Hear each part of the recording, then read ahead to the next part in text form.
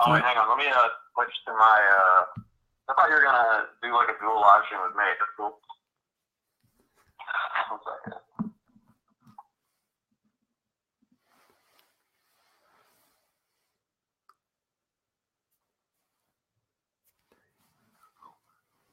All right, still on?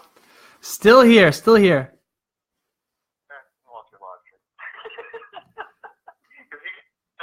I'm pretty sure you can do a live stream on Facebook. It doesn't matter. Yeah. So I'm live. I'm live on Facebook. I'm live on Twitch, and Good. I have you on speakerphone on my phone. Excellent. Just know that when you're doing a live stream, it's going to be a little bit delayed. So whatever I say right now on the phone is going to be a little bit behind on Facebook. It's going to be behind on the Twitch. Yeah. There you go. I'm sorry. Yeah. Right. No, I get that. Absolutely. So what's going on, Pete? Nothing much, dude. I literally just got out of work from Bloomberg. I'm an IT guy, and I was doing Musclesport the other day. I was working at another building. Yeah, man, I'm an artist for a magazine, and the magazine happens to be Musclesport Mag. And let's see here. I've been doing our work forever, dude. So What's the name? I mean, you already know. I do. Yeah, I know. What's the name of that magazine again? The magazine is Musclesport Mag. Muscle I've done 2 covers Sport. so far. Okay. I've done 2 covers so far, and I'm probably going to do a 3rd one. Oh, very cool. There we go. Oh, no, let me ask you something. Are you recording any of these? The live stream, the streams? Yeah. Yeah. Are you saving these for a later date? So like. I'm saving them on my Facebook, so they're on my Facebook. All right, cool. Because you got to make sure that you're covering a whole bunch of bases in terms of YouTube. I'm happy you're doing Twitch now because we talked about this. Yeah, man, absolutely. Definitely do intend. I definitely do intend to venture off into the other mediums. YouTube especially. Awesome. Yeah. I probably will be experimenting within the next year or two. I'm probably going to end up experimenting with iTunes or the iPodcast feature. I really didn't know about it until fairly recently because I don't actually have an iPhone, so I didn't even know about it. That there's like an iPodcast. I didn't know that that's the thing. So I might go experimenting with that soon. We'll see. But yeah.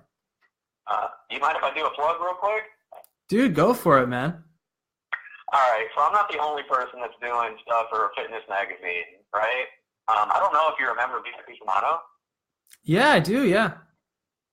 So she's been doing stuff for the fire department. She's been in like calendars, and recently, literally today, not even a few hours ago, she had put up an article for Women's Health. So, like Women's Health magazine, so that's really cool. Like, I'm not the only one out there doing something positive for like the fitness community or just in general for Staten Island. So, what I'm saying is, keep doing what you're doing. It's gonna work. Just keep doing that positive energy thing, and then keep push forward. Because think of it this way: you literally started off doing this live stream how many days ago? 79 days ago.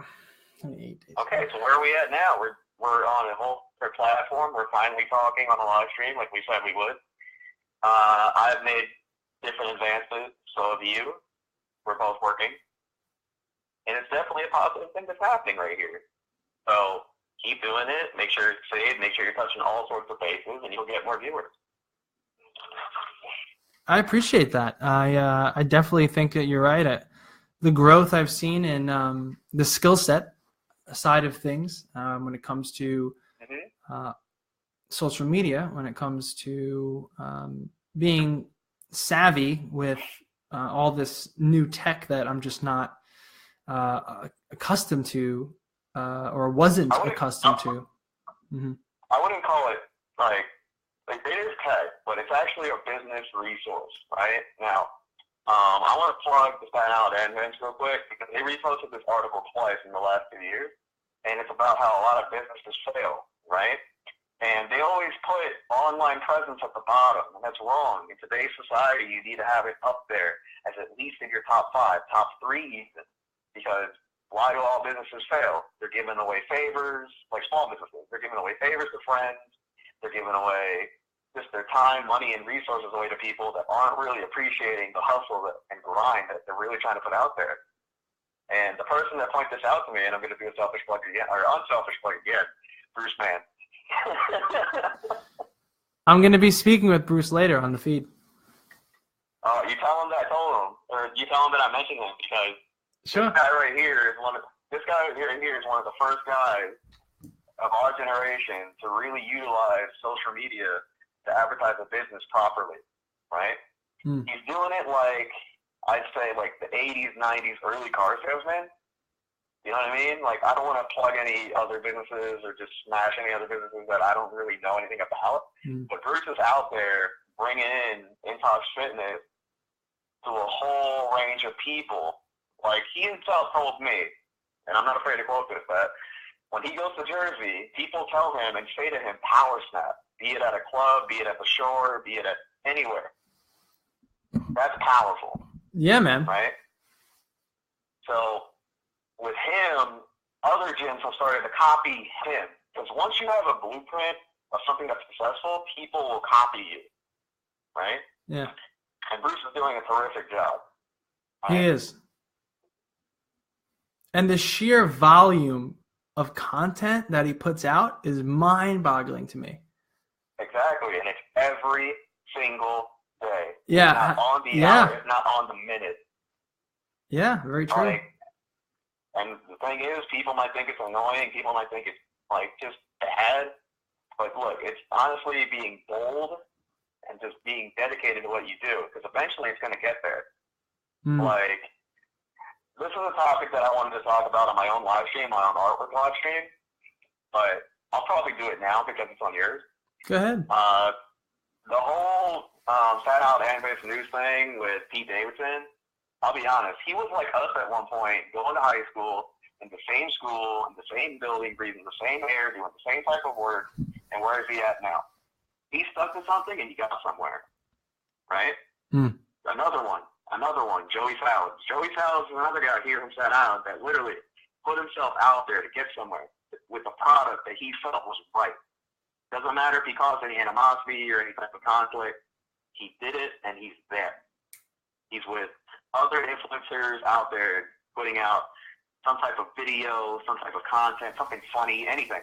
And it shows that online presence is key, especially into this day and age. Oh, absolutely. Yeah, I think it's, yeah. If I were to have like a top 5 Mount Rushmore of like guys from Staten Island that are doing pretty good shit, like it's literally, and I don't mean to curse, but it's going to be like Pete, it's going to be Joey Salad, it's going to be Bruce, it's going to be, let's see here, Aunt Ferrara, me. I'm not sure if this guy's in a good light, Richie Cansey. He's like a cancer supporter guy. I've heard, yeah, no, I know of him. I absolutely know of him, yeah. Let's see, because my mind, like, I could really reach out and just name people, like, literally at the top of my hand, because when I first started drawing, I started reaching out to all sorts of people trying to figure out who's doing what.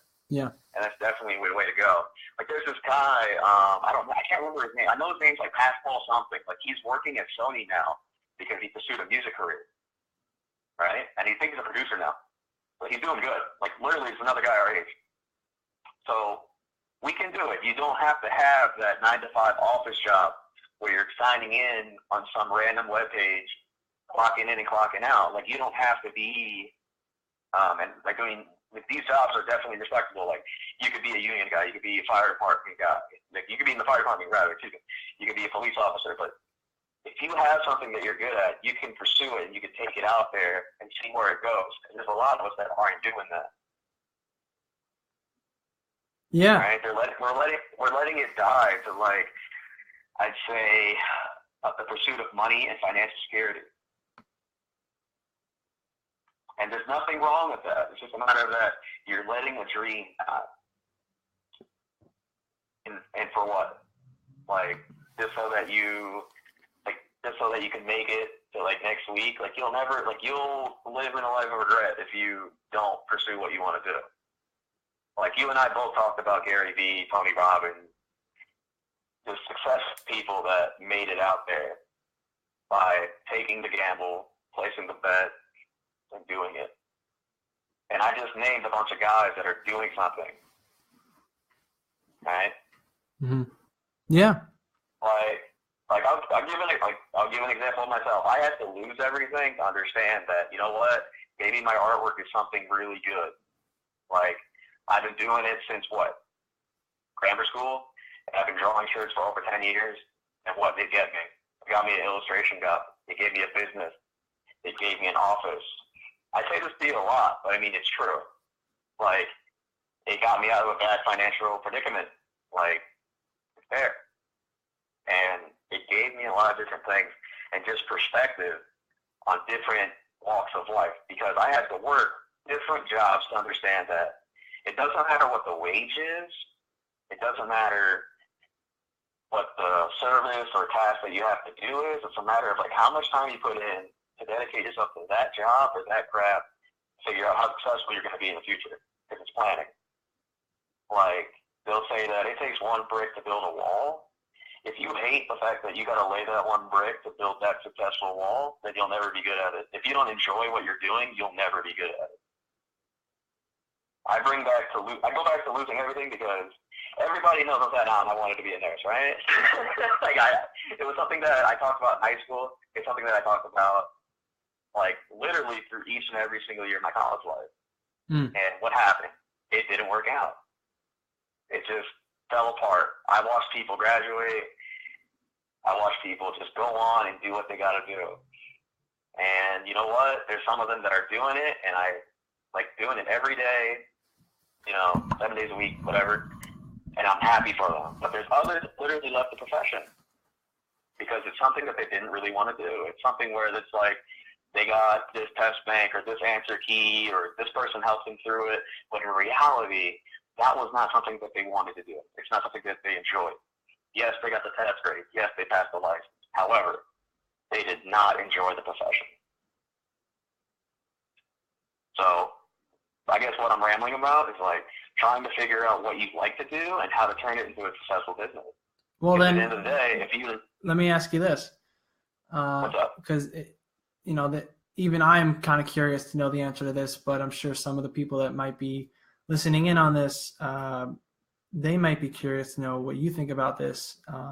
How do you find your passion? Oh, dude, it literally takes time, but it's a matter of figuring out what you find easy to do. All right?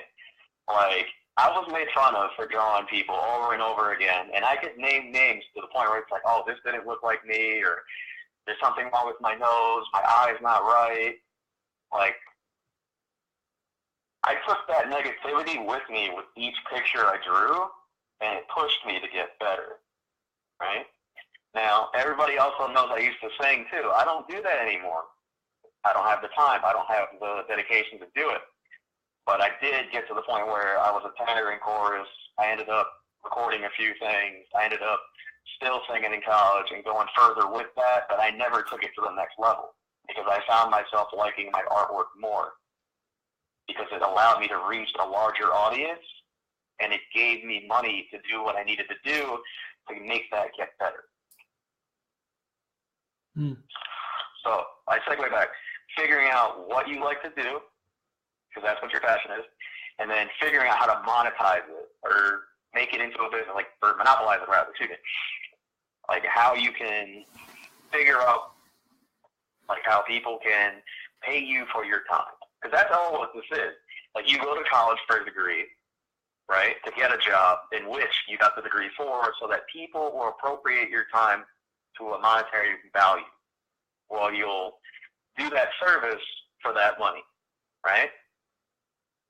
And I've drawn for a whole bunch of different kinds of people, be it fighters, entertainers, and I'm filtering myself, like entertainers, performers, like competitors, and personnel, all sorts.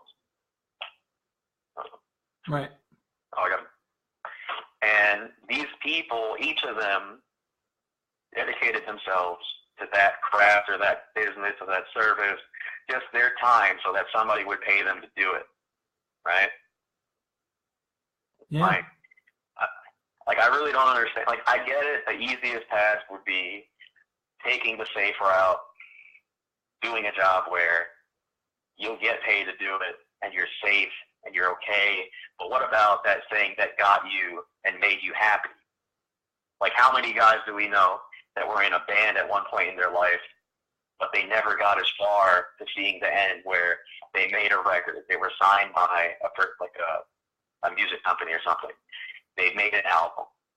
The album sold. They made a music video. They made another album. They made more music videos. They performed at a concert. Who actually made it that far? They probably did small gigs here and there. They probably had some type of SoundCloud. They probably had something, but it's just the fact that they didn't put the time in to get themselves out there to a wider audience. Because the thing is, and I'm gonna use artwork as an example. There's a lot of artists here on Staten Island that they limit themselves to the borough we live in, right? They may make it into the city. They may make it into Brooklyn, all 5 boroughs rather. But can they make it into the next state? Can they make it into more states? Can they make it across the country? Can they make it across other countries? I'm not afraid to say that I did that, right? Now, I may have a decent following, but I'm glad and happy to say that I took it to the next level and posted every single day. And the funny thing is, I started drawing in the same classroom I was dismissed from, right? The same profession that I planned to be in, that classroom is where my artwork was born, where I really, truly embraced it. Because I hated tests. I hated literally studying for something and then, oh shit, like the answer wouldn't be there. Like the question would be something that would be asking me something from a textbook or maybe material I never even read before. Like I didn't feel that my service or I think my intelligence should be rated from a number or a letter. And then from there, my personal value should not be based off of that. Or my ability to provide a service shouldn't be based off of that. That's why I started getting alienated from the whole school process, right? Because people can have the answer to that test, but it doesn't make them better than you to performing a function, right? And how many people do we know cheated their way through school? I was one of them in high school, anyway. There's nothing wrong with that because I could, like I said, I could name names that sat behind me and got my answers and graduated, and there's nothing wrong with that. But that doesn't mean that they're better than you and I, right? Totally. They could be having any kind of job, right? And it sucks to say that a grade determined their value in terms of the profession I was trying to be in versus like why I got dismissed versus like where people are at now. Like I understand a test is there to preserve the competence and intelligence and academic prestige or I guess level and understanding that person's supposed to have. But it sucks when like that I guess prestige rather is compromised in a sense that people will cheat to get to the end goal. Right? And that happens. It doesn't matter what profession or what degree. You know? Like a perfect example, and I hate to say it, but a lot of people take accounting. Right? And you know, there's nothing wrong with that. There's always going to be a need for a tax guy. There's always going to be a need for a financier. Right? And I am lucky enough to know many of them. Right? And these happen to be some of the great people I know. Be it a girl who's on the DACA program where an illegal immigrant, or I guess an immigrant, I don't want to say illegal, I don't want to put a negative connotation to it, can go to our country and receive an education and get a degree to get a job to become a citizen. I like that. That's good. There's people that abuse it. There's people that abuse everything, but there's a good reason why that's there, right? Like, you can go forward with that. You can be a guy who dad worked at a car dealership and went into accounting, feeling that he helped his dad's business by doing the monetary, or just doing the the profits from the bookstore. Like, that's cool. But it sucks when like people jump into a degree not knowing that, you know, I'm just doing this because my parents told me I need a degree to succeed in life. Meanwhile, they don't want to. The degree that they're sitting on with the textbooks that they're reading, it has nothing to do or no sense in terms of what they're really good at. Right? I'll bring up a guy that, you know, I'll say his name. He went to school with us. He graduated with us. He's playing baseball. Do you know Matt Festa? Indeed, yeah. Look, I'm a really big fan of guys, or just people rather. I don't want to say just guys. People that embrace what they're good at. Matt Festa was great at baseball, and look what happened. He's a baseball player. You know, I used to catch for him when I was trying out for the high school team in baseball, and his curve, I think it was his curveball, was so dirty, I never was able to catch it. Dude, I haven't heard that word in a very long time. Yeah, seriously, it was crazy. So, like, it just shows that he dedicated himself to the craft that he's good at. Where is he? He's at a great spot in his life. I'm 100% sure he's happy.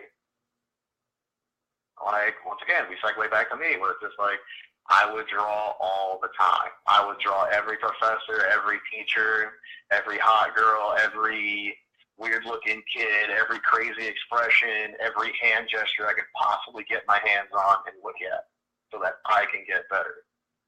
Matt got really good at baseball to the point where I think he's in the major league, if I'm right. And I really think that's cool if he has his own baseball card, because, you know, who would not want a guy from Staten Island's baseball card? To me, that's completely amazing. Like, I know a guy, I believe, the last time I was at Powerhouse, I'm going to shout out Staten Island Powerhouse Fitness Gym, there was a guy whose son is playing for the Rangers.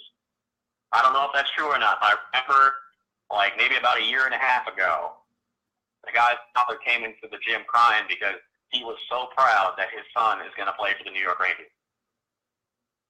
That is some of the most craziest things I've ever heard in my life. Like, I can even segue back to guys that I know from Ohio, where one of them, he was so happy to come here to the New York. He was a cop in Ohio, but to meet and take a picture with somebody from the NYPD meant everything to him. Meanwhile, I could name 30 guys off the top of my head that are cops. That I went to school with. But from from my perspective of a guy, like, growing up in Ohio, from somebody who's from a small town neighborhood, to be a cop in our neighborhood, to meet somebody who's a cop in New York is 1,000 times different than being a guy in a small town where everybody knows each other. Yeah. So I get his idea. I get it. He also was at the Macy's Day Parade, and he had fun. I told him where to go in terms of, like, the World Trade Center Memorial, Statue of Liberty, all that stuff. Even take a picture in front of the tree, and hopefully he's still around here for the tree lighting. But regardless of the fact, it was certainly something that was completely different for him. And let's segue back to, like, people that are doing extremely well. Let's see here. I'm plugging in him. I'm trying to think, like, who's doing what. Gosh, man. Did I name everybody? Did I capitalize or just even did I hit all my bases? You went through the list, man. You definitely went through the list. No, like, you know what? It'd be funny as hell if I actually cracked open the yearbook and I was like, oh, I know what happened to him. Right? Oh, I know what she's doing. Actually, you know what? Let me do a plug for a friend of mine. Timothy Rank went to sea, and I believe he was like one of the honor students or something like that. Or just, he was a really intellectual guy. And Tim Rank is actually fighting on, I believe, the 7th or 8th. He was working an office job. So, you know what? I quit. I don't want to do this anymore. I'm done. And now he's an MMA fighter. Yeah. Right? Now, for me, this is incredible because this is somebody who was about the same size as my brother, you know, like about $140, $150, fighting at 125 pounds, maybe 135 pounds, right? Like somebody that wore the Viking uniform and is now in the cage, in the octagon, doing work because he felt that he didn't have to do the whole grind of sitting in front of a desk or on a computer crunching numbers all day. Instead, he's crunching and punching faces. Like that, to me, that is insane. That to me is like wonderful. Like that is artwork within itself. To have that discipline, to go through different types of training, to be able to compete at the highest level or on a high level. Because I believe he's still an amateur, but he'll be there someday. I'm 100% sure. I've drawn tons of fighters that have gone into either UFC, Bellator, or even Glory Kickboxing, even King of the Cage, or even, let's see here, what's the other one that I drew for? Lion Fight, because that's another one of my passions. Yeah. Let's see here. Yeah, Tim Rang's definitely fighting on the 8th. I'm just going through my phone. Yeah, I have a question for you, Pete, from What's up, man? someone in the feed. Brian says, so Peter, you outlasted the others. Was it the expansion that helped you become a success, or just the continuing to work or improve?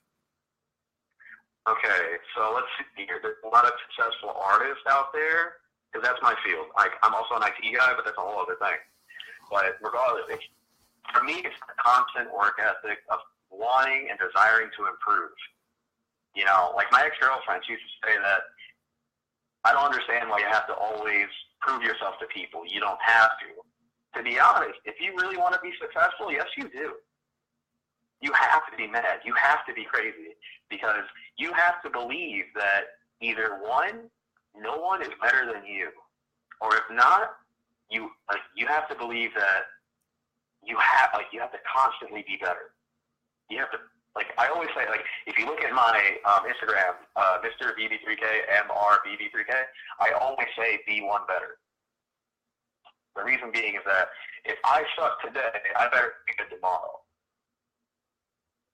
Because if not, why the hell am I doing what I'm doing? Excuse me. Because Right. The way I see it is if you're my rival, I will beat you. If you're my opponent, I will beat you.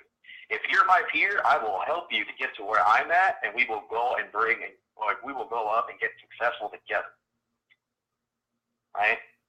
Now, they say that the enemy of my enemy is my friend, and my best friend will always be my enemy, in the sense that without, and I'm going to quote CSP, without my opponent, there is no fight.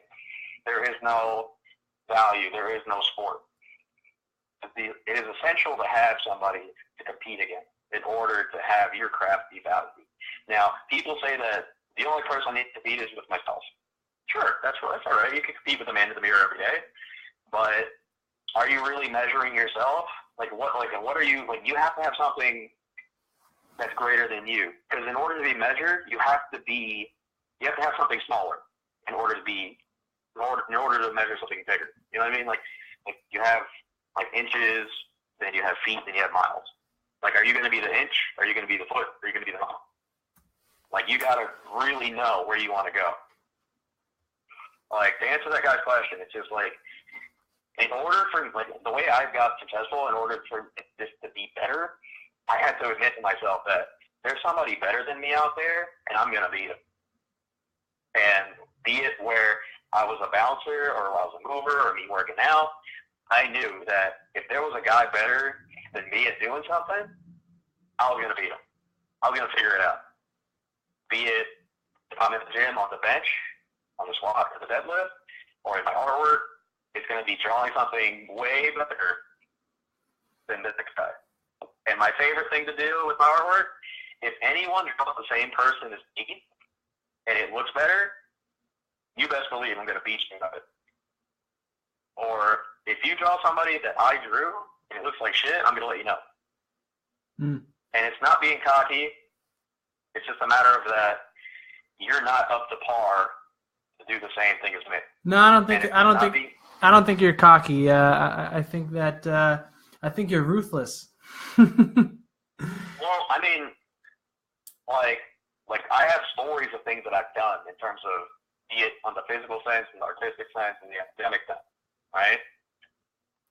See, Peter, You know? you didn't just you weren't born with this mindset of you got this from something. You developed it. Yeah. Yeah.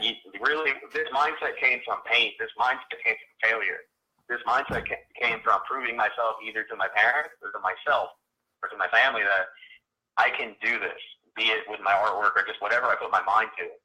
You know, I didn't have to go into the culture standard of being a nurse, being a lawyer, being in the military, being an academic.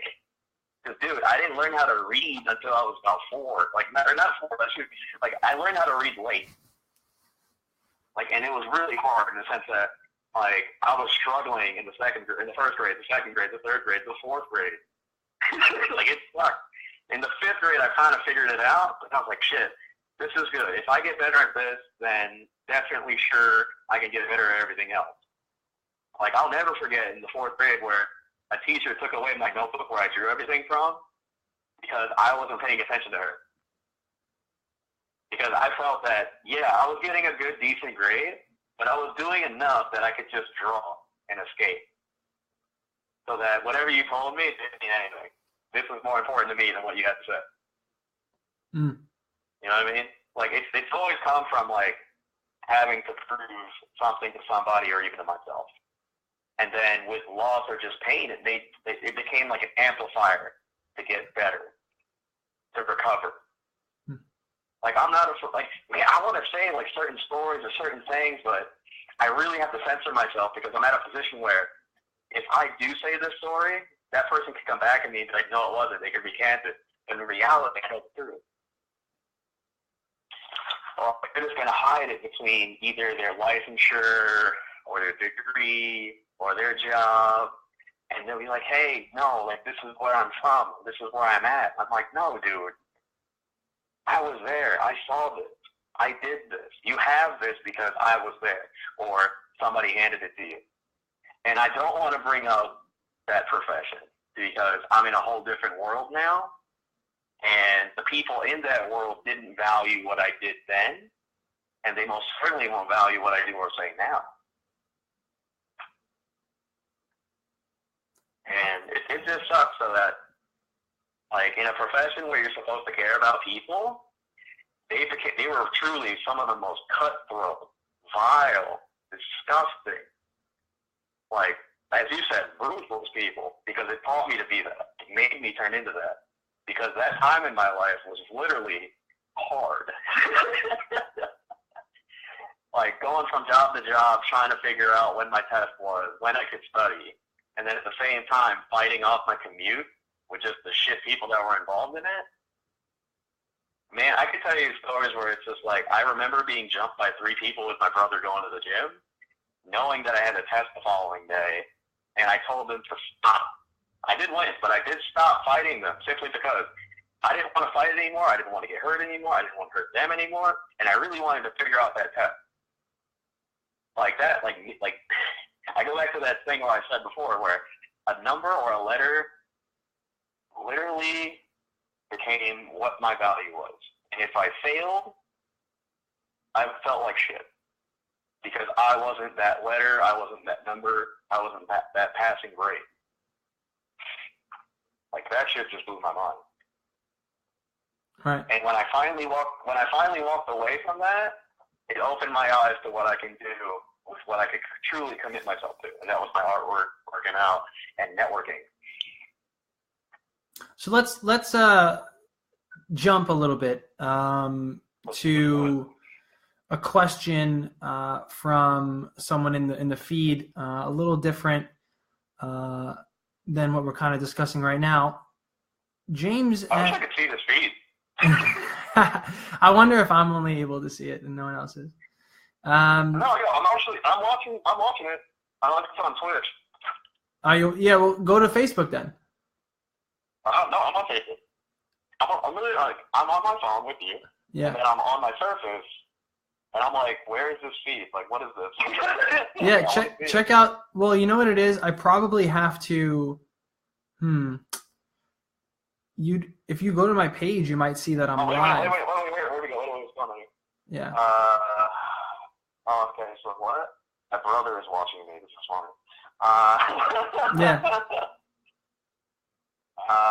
What was the question you had? James asks, has Peter ever had a mentor in life that helped him to get to this point? I know the answer to this because we talked about it. All right, so I've had many mentors in terms of like other artists. I listen to motivational videos. I actually happened to meet Tony Robbins at work, and you need to surround yourself or find people in your field or in a place that can inspire you to get better or do more. And I say do more because that's something that really needs to be said. Like, you can be, let's just find like a really good example. You can be a real estate guy and sell houses, right? But if you're just making business cards, doing phone calls, like doing standard advertising of just putting yourself on a billboard and hoping for the best, you're doing it wrong. Because that's something that might have worked in the 90s, but that's not working today. And, you know, I already mentioned Gary Vee and Tony Robbins, but literally they lay it out for you. It's like, you got to be online. You got to be on Facebook. You got to be doing a live stream. You got to be, like, doing statuses. You got to be just annoying. Like, if people want to really know what you do and who you are, you got to put it out there. Like, to a point where you censor yourself, like I do. Because there's some things that I have to not say because it's going to hurt somebody else's feelings, or it's going to hurt me, or it's going to just ruin what I'm trying, like the message that I'm trying to say. You know? Because what we're not trying to do here is bad somebody. We're trying to make improvements on your life, my life, Joe's life, and just the viewers that are on this feed. And I'm going to answer your question now. I had many mentors, be it other artists, where I'd ask questions. And these mentors can be anybody in your life. It could be your mom, your dad, it could be your uncle, it could be your neighbor, it could be somebody at the gym. And for me, a lot of my mentors were people at the gym. People were working class guys, just coming to the gym every day to work out. And you know what? I would ask them questions. I'd be like, hey, man, how did you get your job? Like I was the guy that talked in the gym and just tried to get to know the guy that I was working out with. Not being weird, but in the sense that, like, over the weeks, over the course of months, over the course of years, I would develop a relationship with a lot of these guys, especially in high. Because they'd watch your growth and you'd watch theirs. Not in a bad way or a negative connotation, but in the sense that, like, you all in the same place, doing the same thing, getting better. And in the sense that you're trying to be healthier. But at the same time, you know, like, they cause a sense of, like questions, like, or curiosity. It's like, oh, who are you? I work out with you every day. Like, what makes you tick? Like, why are you here? Are you in the gym for a therapeutic sense? Are you there to get healthy? Are you there because it just helps you relax? And then from there, it expands. It's like, oh, you're a cop. Well, that's cool. So how did you get to that point? What did you do before? What are you doing now? Oh, you're retired? How did you set that up? Oh, I'm in a financial problem. How do you help me with this? How do you deal with failure? How do you deal with divorce? How do you deal with breakups? Honestly, a lot of times, a lot of guys that are going to the gym, they may not think it, but the guy next to you could potentially become your mentor. And he could be 3 days older than you or 30 years older than you. In the sense that, like, he's seen it already. He's done it already. By you asking a question how to do this workout, it can lead to other things that help you in life. Like how to finance something. My first tablet, my first drawing tablet, it's a Cintiq. It was, I believe, $1,300. Right? I had no idea how to save money. I knew how to spend money, but I didn't know how to save money. You're right. You didn't know how to budget. Yeah. And I was probably about 19, and I had no idea how to buy these things. Because you know what? I was one of those kids who was just like, you know what? I got to work for this. I got to figure this out. How am I going to get this? In order to make my artwork better, I got to get one of these because the professionals use these. So how am I going to get one? So, you know, once again, you're in the gym, you're working out with a guy. It's like, hey, man, you know, you just bought a car. How'd you get that? You're like, oh, well, you know, after every paycheck, I would put this much money at the end of the month, and then at the end of the month, I would make sure that it was this much, and every single month I tried to add a little bit more until I had that. And then when my income tax arrives, I add that to it. And eventually, all that money that I saved up became a car. Well, probably a car costs 1,000 times, or they cost way more than like a professional drawing tablet, but the idea still remains. You're going to a guy that knows a little bit more than you, and you ask that question so that you can copy that and have it help you for yourself. Like, I hate to say it, a gym is truly monkey see, monkey do. And if you really figure out who's the better monkey and like who's the more than you, you're definitely going to figure out how that guy's going to help you in the future. Hopefully that answered that guy's question. Like, I could keep naming names, but I was reading the feed and it said, oh, we don't care about people's names. Actually, I wanted to, let's see, Brian had a question. Has fitness helped your career? Yeah. He just looked me up and says, bro, you're small. Thank you. But, okay, so, yeah, it has, in the sense that, like, it allowed me to network with people I never thought I would talk to. I never thought I would be able to talk to a former Mr. or Miss Olympia and be able to draw for them. I never thought I'd be able to reach out to different photographers or different competitors who were in different professions, that got me different commissions, that got me to draw for different organizations. Like, the idea is that, like, I guess the niche that I decided to draw for, or the theme I decided to draw for, actually did help me get a lot of different things. Like, it helped me get stronger, it helped me get more fit, it helped me learn, it helped me get more clients and meet more people and have more opportunities and just work for a magazine, do my live feed, learn how to do that. I guess, like, the whole idea of just me saying that you have to do more, that's what really helped me. It wasn't necessarily fitness. It just was, like, it just so happened to be the people that I originally drew for. Like, I used to say I drew for so many, like, and you know what, no, I won't censor myself. I used to draw for hoes in different area codes. And that's true, I did. I drew for every single girl on Staten Island that I knew. And then from there, it led to girls in Jersey and then other states. And one thing led to another. And one day I found myself drawing for people in Florida. And then, oh God, I drew for somebody in England. And then, wow, I drew for somebody in Russia, Ukraine, Japan, Brazil, and then Brazil again. Like, I guess that drive to see, like, how far I can get with what I do, just by doing more and drawing more, got me what I have. It's not really the fitness industry. It just so happened that was just the thing. But let me go through this thing. Let me go through this these questions, but these are pretty good. That was a good question. Life doesn't necessarily begin after high school. Life begins when you fail. Life begins when you feel pain.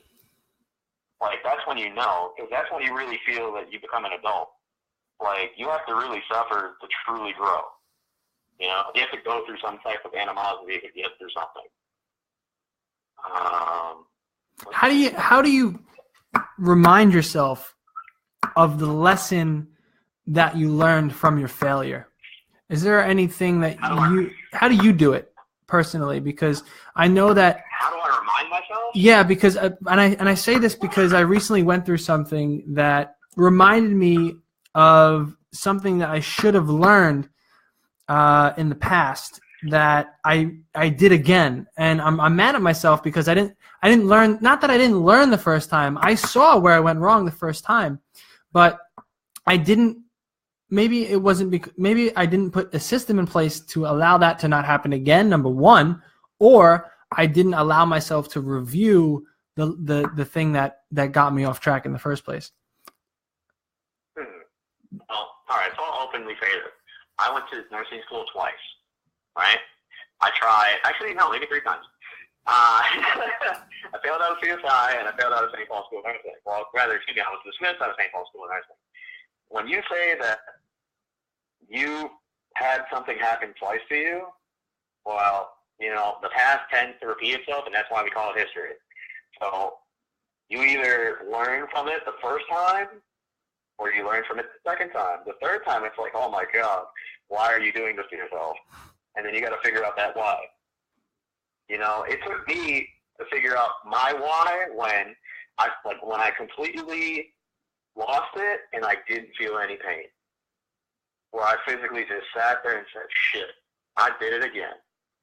And it wasn't because, you know, I did this thing or forgot to study this thing or read this book or do this many questions. It was just because, you know what? Simply put, I gave up. I said, I am truly tired of this shit. I hate these people. They don't care. I don't care. That I am angry that they don't care. And that distraction is causing me to fail and lose focus on what I'm supposed to do. And I'm okay with saying this now because, you know what? There's somebody out there that is in this profession that, honestly, she may deserve it, she may not deserve it, but because of me, she is there. If she walked around with a 40 average and I handed it to her, literally everything, down to the goddamn test that gave her her license. And now she works and I'm living in the past. And that's when I woke up and said, you know what? We're doing it wrong. And that's when I segued back to the beginning and I said, you know what?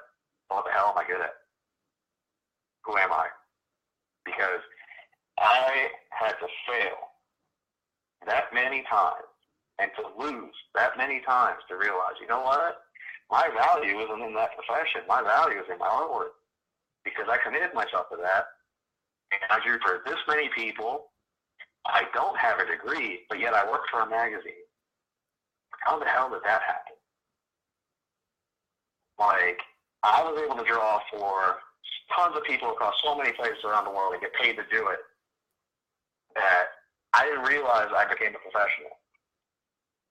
Like, it took me to sit down in front of my office, in front of my TV, in front of my monitors, in front of my tablet, in front of my keyboard, my mouse, my desk, raising desk, in front of my chair, office executive chair, to understand that I did that. I didn't have to cheat. I didn't have to take a test bank. I didn't have to call somebody for answers. I didn't have to go online and Google something or steal something or just ruin or take advantage of somebody else to get to where I'm at. I didn't have to capitalize on somebody else's suffering or degradation to get to where I'm at. I just worked for it. Now, I hope I answered your question. Yeah, I went a little deep. I think you did. And you put an interesting twist to it. I have one more question. I think that I already know the answer to, but I think it's important to have you say it. Maybe I'm wrong, but here's the question. I bring this up mainly because it's something that my mentor refers to quite often, and that is something he calls the one thing. Now, and you can probably understand what he means by that by my question that I'm about to ask, and that is, do you draw every day? Oh, hell yeah. Let me tell you, I get mad when I don't. Like, yeah. I might give myself a day off, but I'm probably going to do something. Doesn't matter where, doesn't matter when, doesn't matter if it's on a napkin, doesn't matter if it's on my tablet. And it's just something I find easy to do because I've always done it. And let me tell you, I'm not afraid to say this either. The number of times I wrote Dad's books on the back of a textbook, I was drawing. The number of times I drew on a desk, be it at any college I went to or school that I went to, I was drawing. If I drew on the back of my test paper, on the back of a Regents, and then the teacher called me back into school to take it off the Regents because the state's going to see it, I was drawing. That's funny, man. Yeah, dude. Look, man, like I said, when was the last day? Maybe you know this. When was the last day that you didn't draw? The last day I didn't draw was literally today and yesterday because I was working at my job. I was so damn tired in the sense that, like, you know, when you have that 9 to 5 or you have that, I guess, commitment that you have to put yourself to, your passion has to take a back seat for a little bit. And look, it's something that drives you and makes you want to live every day. Literally. Admittedly, I thought originally my passion was to get this girl to graduate. But look, it wasn't, because in reality, I just wanted to see if she could do it. You know, like, at first it was a guilt trip that she failed the first time, and then after a while, it's just to make sure that she lived.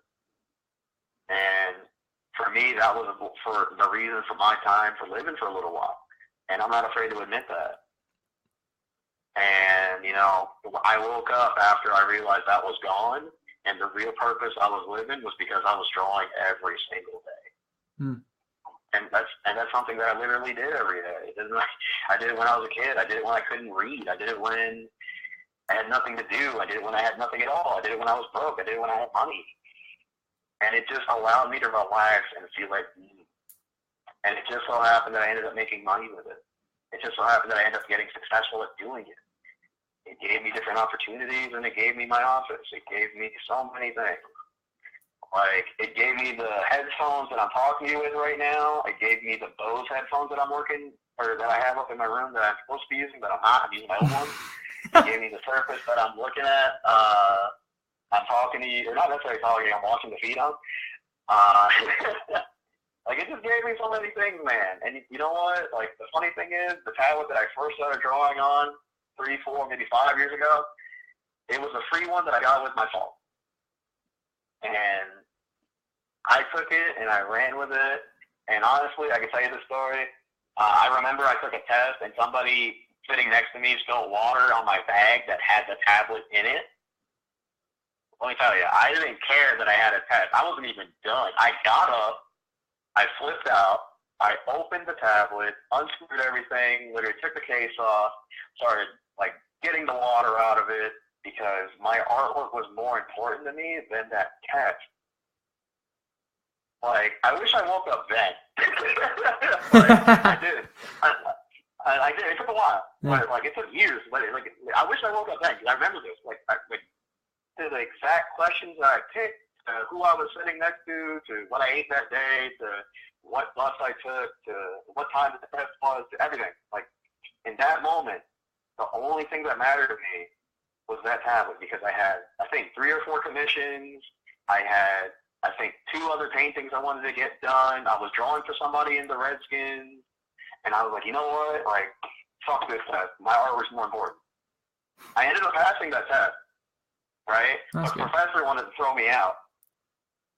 She's like, you ruined academic integrity, but I understand your bag got wet.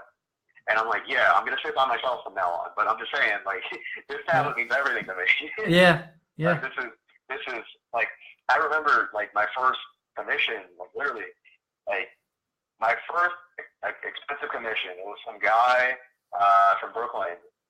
It was 3 pictures, $50 each, right? And I did them. And I was sitting in a place that's no longer here anymore. It was called, I think, Get Their Games. It was on, I think, Victory Boulevard, or no, not Victory, 4th Avenue, next to New Cinco, the Chinese food restaurant, right? Mm-hmm. And I would draw in this place and go to that Chinese food restaurant and then go back. And I would pay for all the food that I got with the drawing money that I got from PayPal. So, like, literally, I think I lost my card that day, and all my money and all my information was listed on the tablet, and I'd have to call PayPal and everything. So that's why I was so just, like, my art was just so important to me that that tablet is so important. Actually, you know what's funny? The tablet's right next to me. Like, dude, I love that story, man.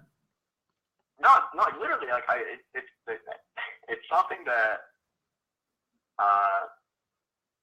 like, I wish I woke up. Like I said, I wish I woke up then, because it's the truth. Like, it's like, deep down, that test doesn't mean shit to me, because it holds no value in my life now. Like, if that test were in front of me, I'd throw it in the trash, because it means nothing. Right? That information means nothing to me. That tablet, oh God, it drew so many pictures. It drew so many covers. It drew so many people. It affected so many lives. Right? Like, be it different cancer patients that I drew for, different dogs that I drew for, different people that I drew for, different organizations that I drew for, just everything. Like, it means so much to me. And it's, you know what's funny? It's like I'm talking about a person, but it's literally a tablet. Yeah. Like, It got wet, it got thrown, it got dropped so many times. But it came back. It was literally like a cat. It had so many lives, but yet I saved it, and it kept coming back. To the point where I ended up thinking I could replace it, but no. Like, with the surface that I'm talking to you, like watching the feed on, I thought I could replace it with that. Nope. With the professional drawing tablet that I got, I do draw on it, but I thought I could replace this tablet. No. Because I couldn't take it with me. Recently, I bought a brand new tablet. I upgraded it to the 2017 model, 2018 model, but let me tell you, didn't replace it. Still draw on it.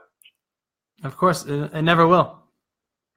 No, I don't think so. Unless it physically dies. Like, I'm talking about, unless it gets obliterated off the face of the earth, it's not. Yeah. I have a creative question for you. What's up, man? So, I am like, look, you got me until about 8 a.m. Friday morning, so we're good. I'm thinking, as an artist, with technology changing, and talking about tablets and everything, I tried VR this weekend for the first time. Okay. I'm kind of. It surpassed all of my expectations.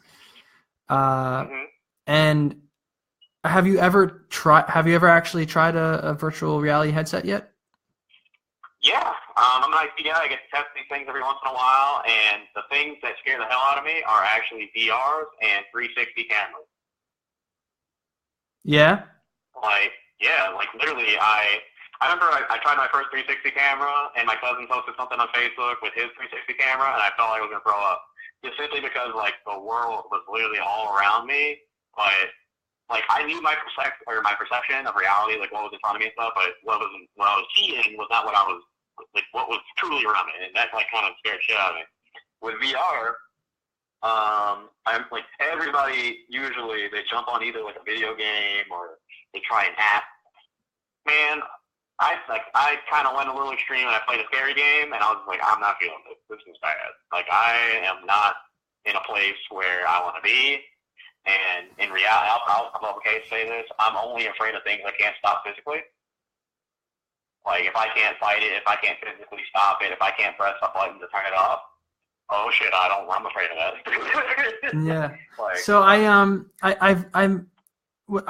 my question comes from painting. So I'm just thinking, like, how, and I've seen this online, and I don't know, in passing, I've seen it in passing, where people create virtual reality paintings. They paint in virtual reality. So they put the headset on, they enter a white room, and they draw inside of this reality. And I was curious to know what your perspective on that is, and whether or not you'd be open to trying that yourself, or if you've really, it sounds like you haven't really kind of come to the thought of it yet. And so maybe I'm kind of just throwing this at you, and you're kind of trying to grasp onto it. But, how does that make you? When I draw in a VR?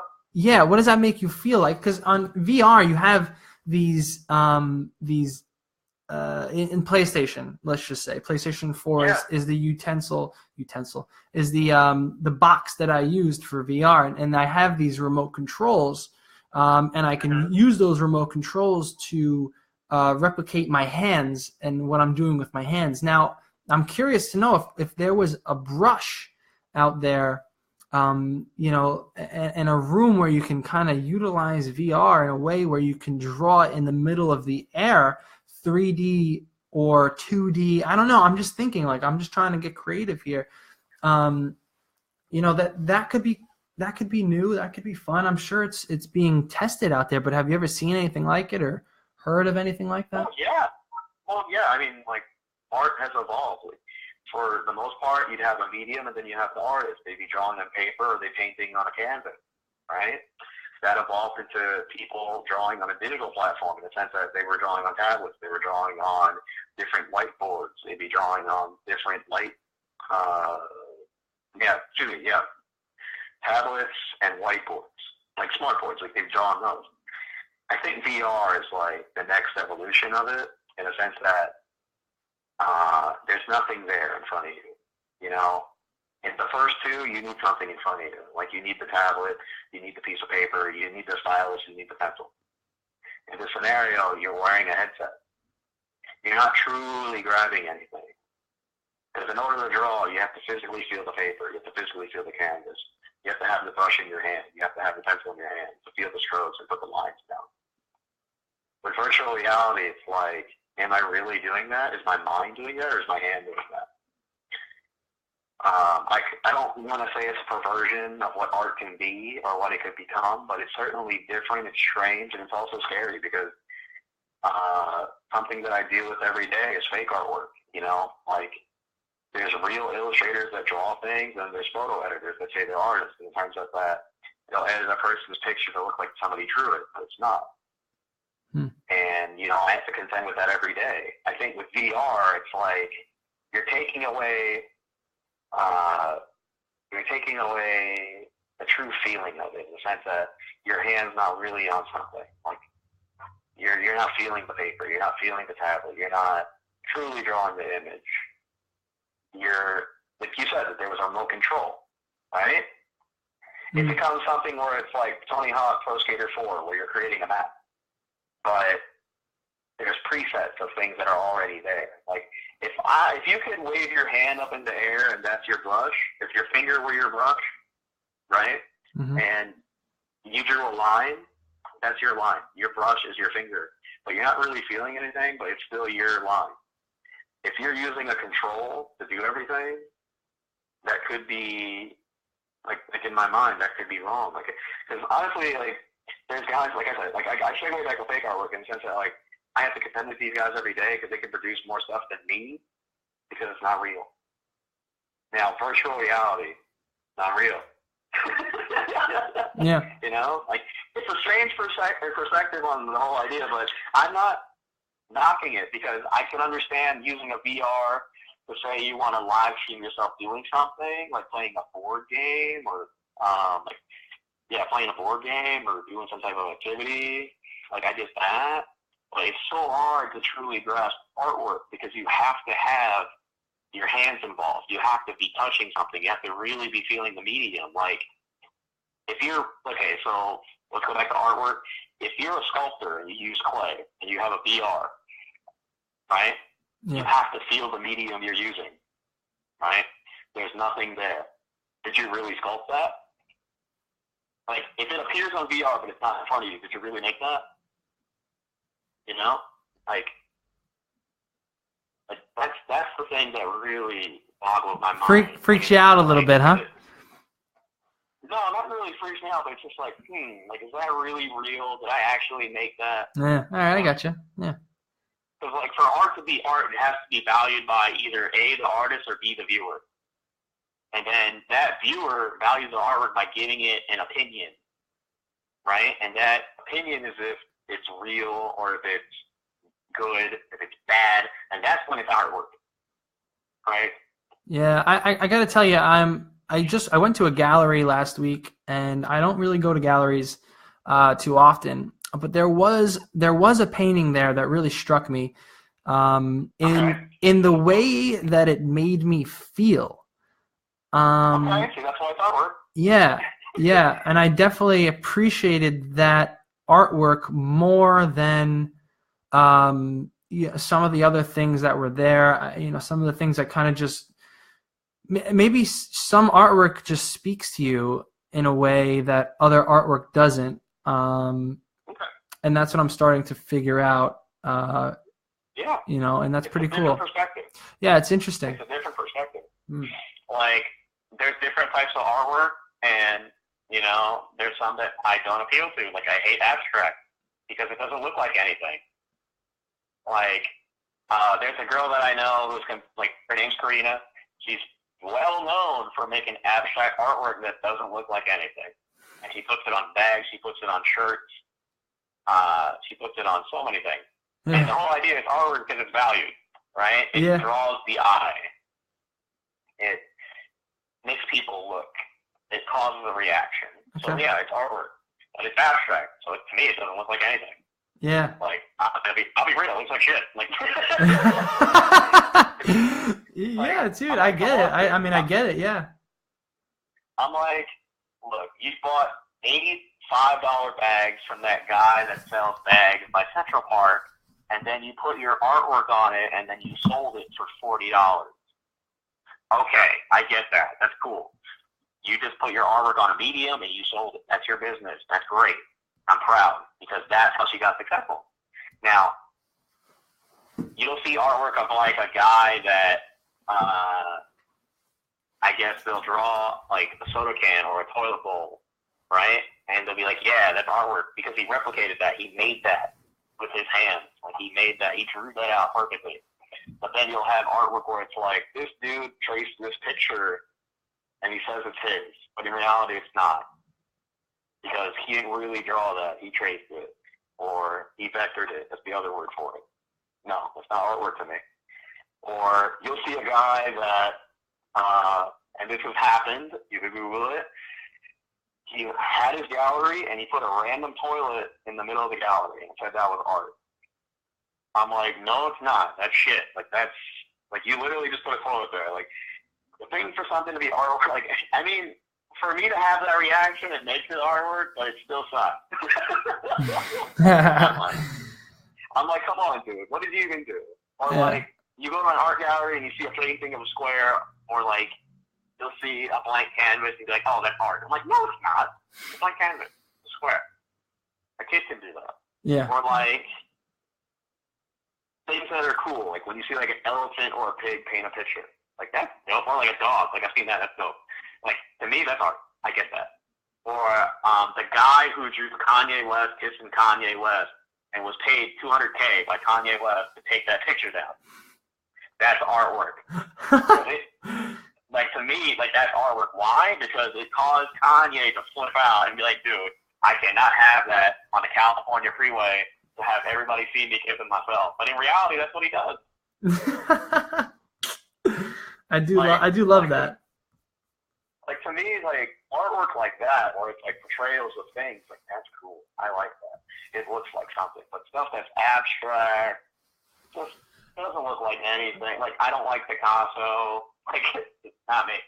Guys like Michelangelo, Leonardo da Vinci, those are the real guys. Those are the ones, the masters, the real innovators, you know? Like, everybody knows Stan Lee. Stan Lee made Spider-Man. Like, that guy is the man. He's an artist. He's for real. His characters, original characters, mind you, make him millions of dollars. Or it's not billions, year by year, because people keep making movies about his original characters because it's his story. That's artwork. Right? Like, I don't know, man. Like, I just don't see how VR can truly be real artwork in the sense that it's virtual. It's not real. Like, it's not in front of you. It's not, like, all right, so, like, I bring it up So again, how about, you make a statue. so what if, let me just say this then, you know, hypothetically, if VR becomes not, if it becomes more than a video game, which I believe one day it will, and it becomes something that we actually use on a daily basis, all of us, maybe not in the way we think of VR today, which is where we wear a headset, you know, but VR in some sort of other understanding of it, maybe a mixture of VR and AR, but if that were to happen, and people on a let's say, I feel like if it becomes a daily, you don't actually have, like Kanye West, like that example, right?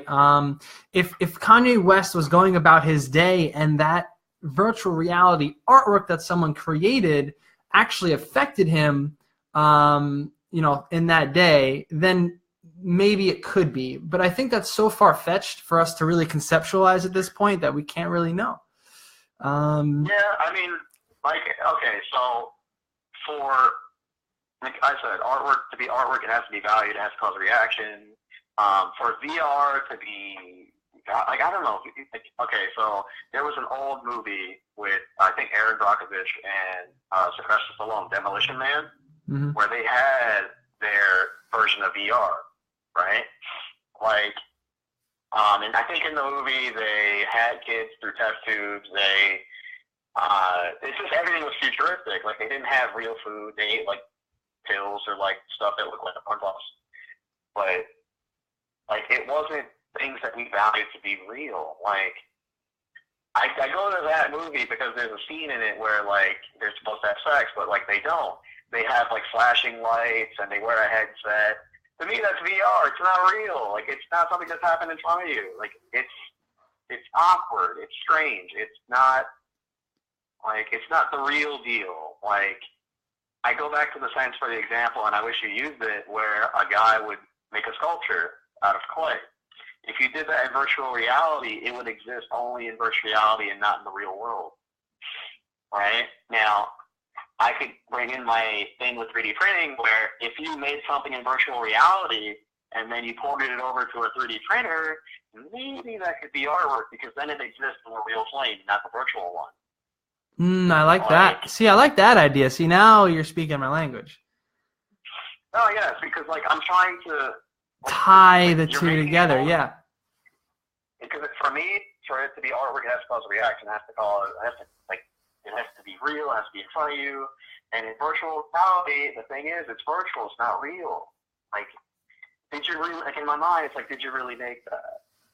Like, for virtual reality artwork to be artwork, you have to make it in virtual reality. So in a sense, virtual reality would be your tablet. It would be your medium.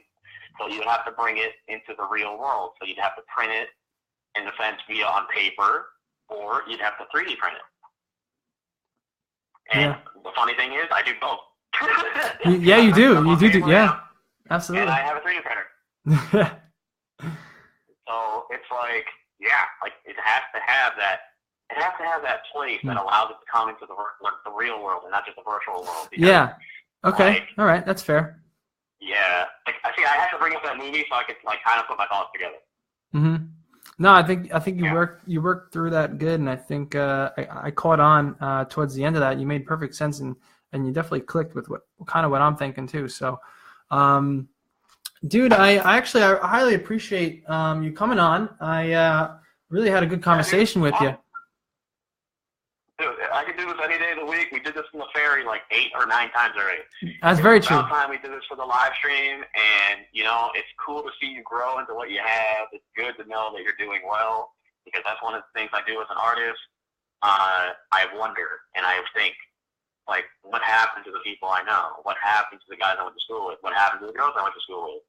Like, I don't want to say names. I don't have to say names, but it's just like, you know, some people did good, others did bad, other people disappeared off the face of the earth. And it sucks. It's like, gosh, what could you have been?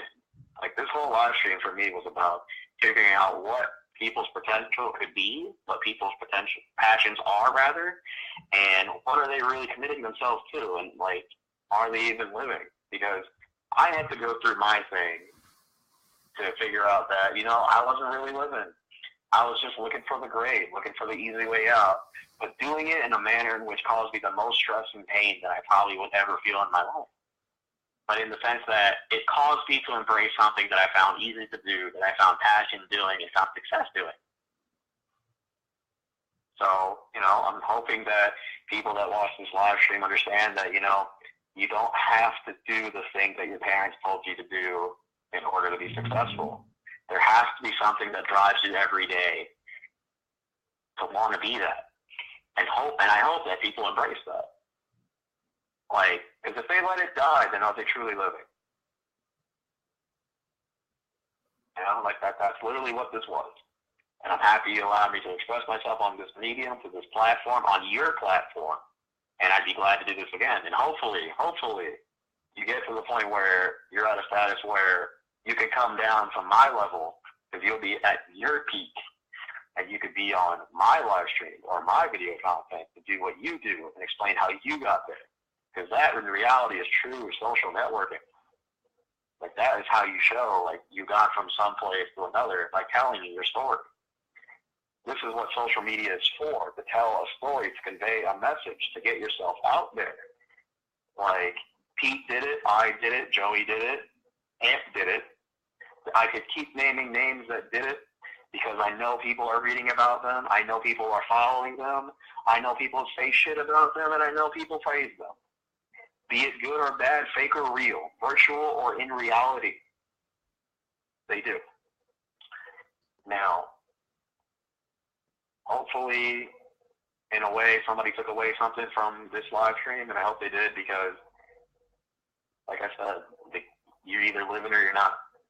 You're either doing something for money because it's safe, or you're doing something because you love it. It's one or the other. And let it be known that Pete loves what he does. Oh, dude, I love every single minute of what I do because it took a while to get it, but eventually I did, and it made me realize that the girl I was chasing was the wrong one, and the one that I could be chasing is somebody I probably already drew or haven't drawn yet. That's cool, man. It's real cool. Definitely a good perspective. Dude, man, it's perspective. Artists are good at that. Literally what this was giving you my point of view of what I've seen and what I've done. Right. No, and I'm glad you shared, man. I'm glad you shared. I will have to do it again, definitely sometime in the future. I'm sure. Yeah, dude, I'm sure I will run into you again on the ferry like I always end up doing. And I run into everybody. Yeah. I run into everybody, yeah. no matter what time of day. Yeah. And I always say hi. I could be on 2 hours of sleep, no sleep, on sleep, at work, coming out of work, clocking in and clocking out. I'm going to say something if I know you or remember you. It might be awkward, it might be good, but at the end of the day, it was nice to know that I saw you. Yeah, man. And that's powerful. That's cool. Oh, yeah. All right. Then, Pete, I guess we will cut the interview here. Okay. And we'll have to connect soon. Again, thank you, and everyone in the feed. Pete, I tagged him in the post. Check out his artwork. He is a earned talent. He's put the effort in, and he's worked hard to get where he is. He's fallen on his face multiple times, and he's earned where he's at. And Pete, again, it was a pleasure, and we'll talk soon. All right, bud? Anytime, man. Yep, definitely. Sounds good, man. All right, Pete. Have a good one. You too, man. Everyone in the feed. See you later. I'm going to end this, and I will be back 15 minutes. Yeah. See ya.